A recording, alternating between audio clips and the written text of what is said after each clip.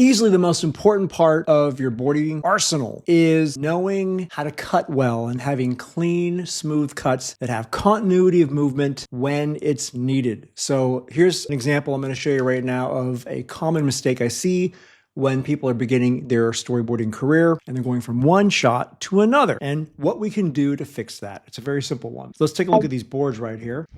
In this example, we have a character that turns to this other guy in the chair, and on the cut, we see him looking a bit blasé. He says something insulting to her, calls her stupid evildoer. She reacts and says something back and says, well, no, duh, you dimwit, points a finger, and then on the cut, stands up and says, just look at me. And if we look at these two drawings between here and here, there's something a little off. She's crouching, finger in the face, and in the cut, she's standing up. This is something that I see often when people are rushing to get their boards done. They're thinking about the main acting poses, but not thinking about the visual connective tissue that we need to have to actually get the images to move smoothly. So what we have to really do, it's pretty simple. One way actually about thinking about this is imagine that when you're boarding, you have many cameras work at the same time, and you can actually turn any of them on to capture the movement from one shot to another. So in this example, we're going to try to figure out what that connective tissue would look like to make our shot a bit smoother. Okay, so I got a panel open right here, and all that really is required is to figure out what the previous shot was. And